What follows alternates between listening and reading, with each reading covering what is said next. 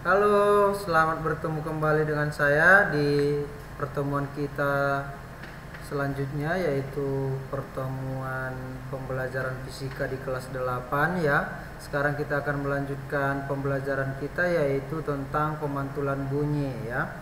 Jadi ada 3 macam pemantulan bunyi. Yang pertama itu adalah bunyi pantul yang memperkuat bunyi asli.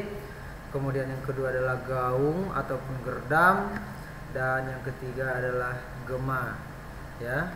Jadi sekarang akan kita masuk ke pembahasan ya tentang pemantulan bunyi. Silakan disimak dan didengarkan baik-baik. Pemantulan bunyi terjadi karena gelombang bunyi menabrak bidang pantul, kemudian gelombang bunyi tersebut dipantulkan oleh bidang pantul tersebut ya. Artinya apabila tidak ada bidang pantul, maka bunyi itu tidak akan dipantulkan ya. Macam-macam daripada bunyi pantul ya, ada 3 macam. Yang pertama yaitu bunyi pantul yang memperkuat bunyi asli ya. Jadi bunyi pantul yang memperkuat bunyi asli itu bisa terjadi jika jarak antara sumber bunyi dan bidang pantul sangat dekat, sehingga bunyi pantul tersebut bersamaan dengan waktu bunyi aslinya ya. Jadi ketika kita berbicara ataupun berteriak di sebuah gedung yang sempit ya, artinya bidang pantulnya ataupun tembok itu dekat dengan kita, itu akan memperkuat dengan bunyi asli ya. Itu yang pertama. Kemudian yang kedua adalah gaung ataupun kerdam. Gaung ataupun kerdam yaitu bunyi pantul yang terdengar sebagian bersamaan dengan bunyi asli, sehingga bunyi asli menjadi tidak jelas ya. Gaung adalah bunyi pantul yang sebagian terdengar bersamaan dengan bunyi aslinya, sehingga menyebabkan bunyi asli terdengar kurang jelas ya. Jadi jenis pemantulan bunyi gaung ini cenderung merugikan ya. Mengapa merugikan? Karena peristiwa gaung dapat terjadi dalam sebuah gedung yang tidak ada peredam bunyi ataupun peredam suara ya. Makanya merugikan. Kenapa? Karena bunyi asli tidak akan terdengar dengan jelas.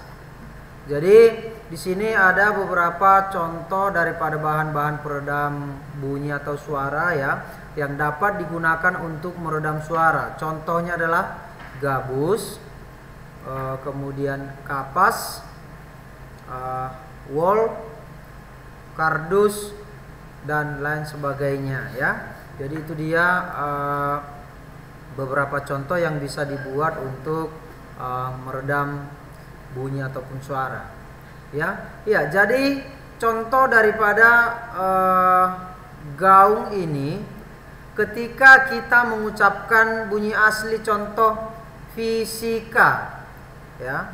Fisika, bunyi pantulnya itu fi, kemudian dalam beberapa waktu baru ada si, dan beberapa waktu kemudian lagi baru ada k, sehingga bunyi yang terdengar itu tidak jelas. Yang jelas itu yaitu fi, k, si-nya akan hilang ya. Kenapa? Karena bunyi pantulnya itu terdengar bersamaan dengan bunyi aslinya ya.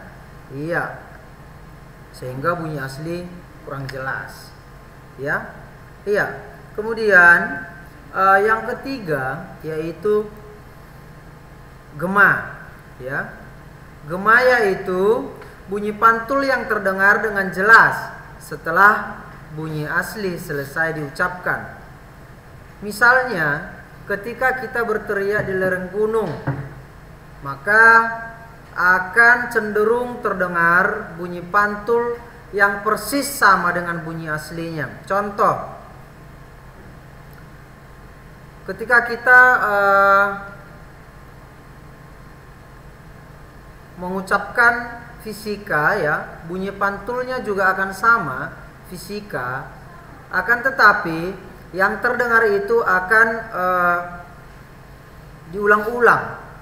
Artinya kita ucapkan fisika, bunyi yang terdengar itu setelah dipantulkan fisika gitu ya. Akan tetapi semakin lama suara ataupun pantulan itu akan semakin hilang ya. Jadi itu dia yang dikatakan gema. Hal ini terjadi kenapa? Karena bunyi yang datang ke dinding tebing ya, ke dinding tebing, dan bunyi yang dipantulkan memerlukan waktu untuk merambat ya. Makanya tadi suara yang dipantulkan itu setelah bunyi asli ya, setelah bunyi asli selesai diucapkan, karena memerlukan waktu. Bunyi dapat memantul apabila mengenai benda yang memiliki permukaan yang keras dan tidak mudah tembus oleh gelombang. Contoh benda yang dapat memantulkan bunyi adalah yang pertama dinding kaca, kemudian yang kedua besi, yang ketiga seng, yang keempat adalah dinding gua, dan yang terakhir adalah dasar laut ya. Sehingga dengan bunyi pantul ini dapat dimanfaatkan untuk mengukur kedalaman laut dan mengukur kedalaman daripada dinding gua ya. Jadi ada beberapa aplikasi yang menggunakan yang namanya bunyi pantul ya. Yang pertama adalah ultrasonografi. Kemudian yang kedua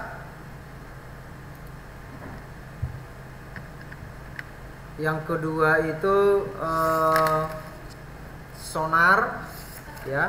Kemudian yang ketiga juga ada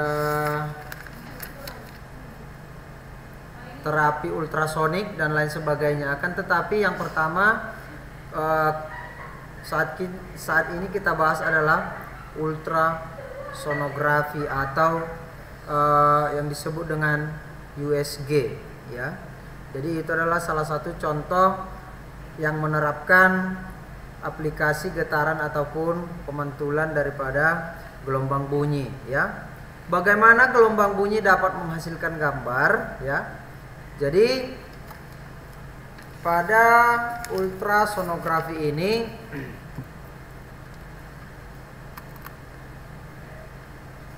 memantulkan yang namanya bunyi ya. Akan tetapi itu melakukan yang namanya